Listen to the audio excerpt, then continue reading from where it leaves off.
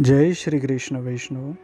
श्री हरिरायजी रचित सहस्त्र श्लोकी सेवा भावनाમાં ઠાકોરજી ગાયો લઈને જ્યારે ગોકુલ પધાર્યા ત્યારે યશોદાજી પૂછે છે કે લાલ, વનમાં તે કઈ કઈ ક્રીડા કરી? તેનો પ્રત્યુત્તર ઠાકોરજી હવે આપે છે. પ્રભુએ માતાને ઉત્તર આપ્યો તે હરિરાયજી 10 શ્લોકથી કહે છે. હે માં, મેં કરેલી ક્રીડા હવે મને યાદ આવતી નથી, પણ ક્રીડા કરવાનો મારો મનોરથ સારી રીતે પૂર્ણ થયો. જગતમાં જેટલા પ્રકારની ક્રીડા છે તે સર્વે મેં વનમાં કરી છે, અને સર્વ ગાયો તાત નંદના જ વનમાં ચરાવી છે. હે માં, ગર્દભ દૈત્ય પોતાની જાતિવાળાઓ સાથે આવ્યો, તેને અમે એક ક્ષણમાં મારી નાખ્યો અને તાલવનને કલ્યાણકારક બનાવ્યું. વિલાસ કરવાને બાળકોએ ભૂમિ પર ફળ પાડ્યા, તે ફળ તેઓએ ખાધા. હાથથી ઊંચે ફેંકવા વગેરેથી વનમાં ક્રીડા કરી.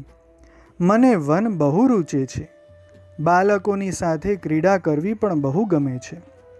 હે માં, મારે માટે વ્રજના વૃક્ષો પણ દરરોજ તપ કરે છે. હરણીઓના ટોળા વિરહાતુર થઈને મારી વાટ જુએ છે.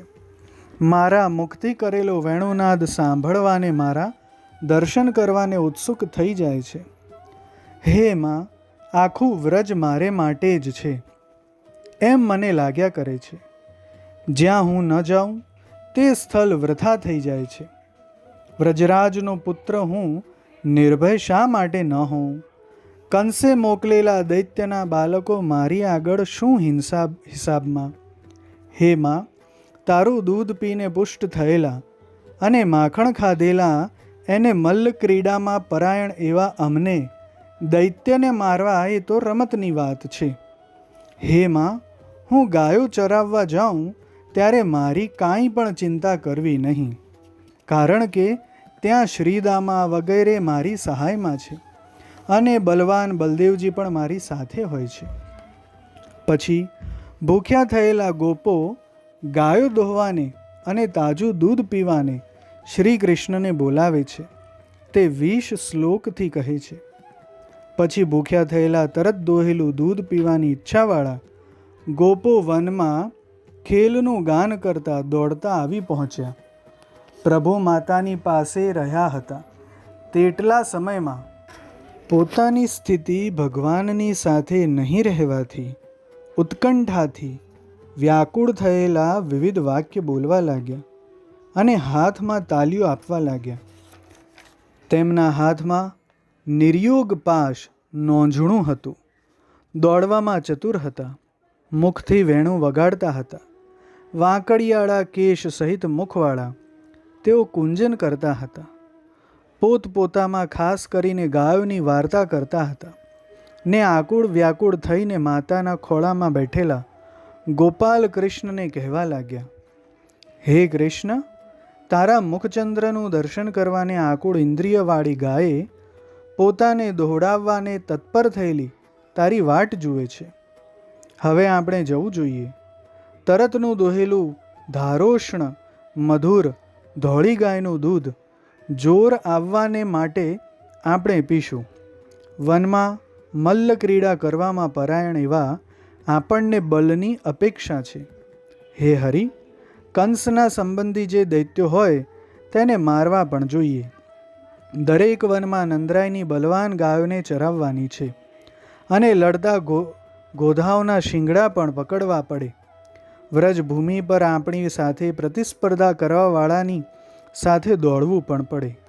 ગોપોએ પરસ્પર પકડેલા એકબીજાના હાથ છોડાવવા પણ પડે. પોતાની માતાને મળવાને ઉતાવળા થયેલા વાછરડાઓને છૂટા કરવા પડે. તેઓ ઊંચા કાનવાળા થઈને પોતાની માતાઓના વદન જુએ છે.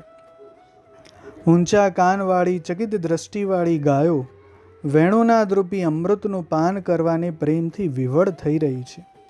હે નંદસૂત, તારી વાલી ગાયો સારી રીતે તૃપ્ત થયેલી હોવાથી ખાવામાં અરુચિવાળી થઈ હોય તેમ ઘાસ પણ ચરતી નથી અને મોંમાં મૂકેલા ઘાસને પણ પસંદ કરતી નથી.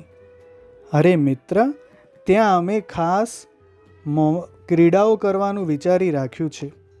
તું અમારી પાસે આવશે ત્યારે તારા કાનમાં કહીશું. મંથન કરવાથી થયેલું દૂધનું ફીણ ત્યાં આપણે પીશું. કાનને મીઠી લાગે એવી છાની વાતો ત્યાં આપણે કરીશું. સોનાના પાત્રમાં કાઢેલું દૂધ સિતકાર સહિત પીશું. તારામાં પરાયણ એવા જે અમો, તેમનું હૃદય તારે શીતલ કરવું જોઈએ. હે કૃષ્ણ, તારા વિના અમને અમારા ઘરમાં એક ક્ષણ ભર પણ સોહાતું નથી. હે પ્રાણ, તારા વિયોગમાં અમારું મન ઉદ્વેગવાળું થઈ જાય છે. હે હરિ, તારી સાથે ક્રીડા કર્યા વિનાની એક ક્ષણ એક યુગ જેટલી લાંબી અમને લાગે છે. હે વ્રજેશ્વર, તું દૂર હોય ત્યારે અમને સર્વ દિશાઓ શૂન્ય લાગે છે. હે વ્રજરાજસુત, હે નિજજનના શોકને નિવૃત્ત કરનાર, હે કૃપાના સમુદ્ર, હે ગજરાજ સમાન પરાક્રમી, આપણે ચાલવું જોઈએ. હે નિજાનંદના સમૂહ, હે સુખદાયક, અંતરના વિયોગના ભારથી દુઃખિત થયેલા અમને આનંદિત કરો. હે મહાપ્રભુ, તમારા મિત્રોની વિજ્ઞપ્તિ સાંભળો. ગ્વાલો ગાય દોહવાને માટે બોલાવે છે, એમ કહીને પ્રભુ માતાની ગોદમાંથી ઉઠ્યા. તે 2 શ્લોકથી કહે છે.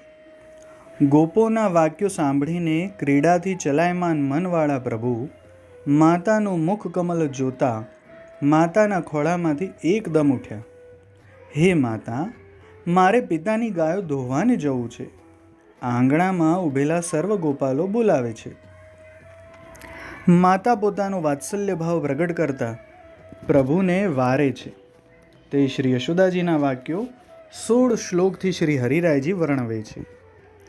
ત્યારે પોતાના આનંદનિધિ સુતને શ્રી યશોદાજીએ કહ્યું કે, હે પુત્ર, ગોપાલો ઊભા છે, તે બધી તરફથી ગાયોને દોહશે. આપણા વ્રજમાં રહેલી ગાયો તીક્ષ્ણ સિંગડાવાળી હોય છે.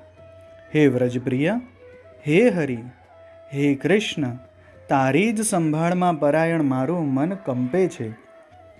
બહુ દિવસે એકઠા થયેલા પુણ્યથી તું પ્રાપ્ત થયો છે. હે ગોપકુલ ભૂષણ, મારું ધન અને પ્રાણ તારે જ આધીન છે. હે સુત, મહાત્મા પુરુષે ઘણીવાર આજ સુધી મારી રક્ષા કરી છે.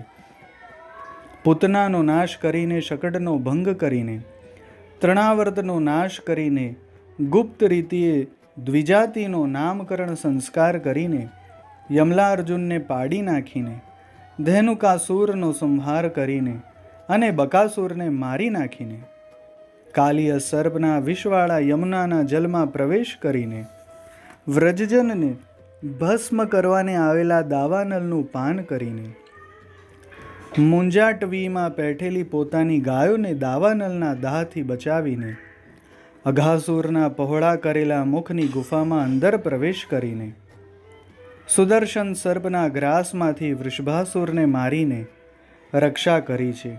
હે તાત, અત્યંત દુઃખી થયેલી હું કંસ આદિ શત્રુના રોષથી બીવું છું. બહુ જ કષ્ટથી પ્રાપ્ત થયેલી પ્રજામાં તું એક જ છે. તેથી હું બીજાનો વિશ્વાસ કેવી રીતે કરું? માટે તું મારી આંખોથી એક ક્ષણ પણ દૂર ના જા. ગોપ બાલકોને બોલાવીને, હે પુત્ર, આંગણામાં રમ. હે અંગ, મને પણ પુત્રની ક્રીડા જોવાનું દુર્લભ સુખ મળશે. હે લલિત આકૃતિવાળા, તારા વિના મને કેમ રૂચે? હે પ્રિય બાલ, એક તારા જ આધારથી મારા જીવમાં જીવ રહ્યો છે. આ આખું વ્રજ તારું જ છે. એ બધા અહીં જ આવશે. મારું આખું ભવન ભરાઈ જશે. મારા ચિત્તને મોટો ઉત્સવ થશે. તું જ્યાં હશે ત્યાં સર્વ લોકો વિરહમાં પરમ ઉત્કંઠાથી વ્રજના ભૂષણરૂપ તારા મુખનું દર્શન કરશે. વ્રજના આનંદરૂપ વહાલો એવો તું જ્યારે હોય છે ત્યારે મારા ભવનમાં સર્વજને આહલાદ કરનાર કામથી પણ સુંદર નિત્ય ઉત્સવ થઈ રહે છે. શ્રી નંદરાયજીના ઘરમાં તારા આવવાથી કુલ દીપ પ્રકાશિત થયો છે. તે દિવસથી અમે સર્વ સેવા તરફથી નિરંતર સમૃદ્ધિવાળા થયા છીએ. અમારું જે જે કલ્યાણ થયું તે તારા વ્રજમાં આવવાથી જ થયું છે. તેથી હે હરિ, અમારું ઐહિક અને પારલૌકિક સર્વસ્વ તું જ છે. માતાના આવા વચન સાંભળીને પ્રભુ પોતાનું નિડરપણું બતાવે છે અને માતાની આજ્ઞા લઈને ખીરકમાં જવા નીકળ્યા તેનું વર્ણન 7 શ્લોકથી હરિરાયજી કરે છે. માતાના વચન સાંભળીને હરિ ઉત્તર દેવા આવ્યા. હે માં, અમે તો ગોકુલની જગ્યાઓમાં ક્રીડા કરવાવાળા છીએ. અમારા વ્રજમાં અમારા પિતા વ્રજપતિ છે, તો વ્રજનો ભય શાનો? જે અસુરો વ્રજજનનો દ્રોહ કરે છે તેમનો એની મેળે જ નાશ થઈ જાય છે. અમે દૂર નહીં જઈએ. સંધ્યાકાલે ગાયો ખીરકમાં આવશે ત્યારે એમની જોડે પાછા આવીશું. ત્યારે ખીરકમાં ગોપ લોકો ભરાઈ જશે. તે વખતે અમે અહીંયા ખેલીશું. હે માં, અમારી વાલી ગાયો જો કે પોતે તીક્ષ્ણ શિંગડાવાળી છે તો પણ તે સારી ગાયો છે. વ્રજજનોને જોઈને કોઈને મારતી નથી. હે માં, તારે મારે વિશે જરા પણ ચિંતા કરવી નહીં. હું વ્રજને છોડીને બીજા કોઈ પણ સ્થળમાં કદી જવાનો નથી. વ્રજ મારું છે. હું એને એક ક્ષણ પણ છોડી શકું તેમ નથી. હે માં, વ્રજ મને બહુ વહાલું છે અને વ્રજને પણ હું જ પ્રિય છું. એમ કહીને યશોદાની રજા લઈને પ્રભુ ચાલ્યા. ત્યારે માતાએ બંને હાથથી ગાલ પકડીને ચુંબન ગોપથી વીંટળાયેલા પ્રભુ ખીરકમાં પધારીને ગોદોહનનો ઉદ્યોગ કરીને ગાયોને દોહે છે. તેનું વર્ણન 17 શ્લોકથી હરિરાયજી કરે છે. ભ્રમર કમલોથી વીંટળાયેલા તેમ સાથે આવેલા ગોપોથી વીંટળાયેલા કૃપા કરવાવાળા પ્રભુ હાથમાં વેણું અને લકુટી લઈને ચાલ્યા.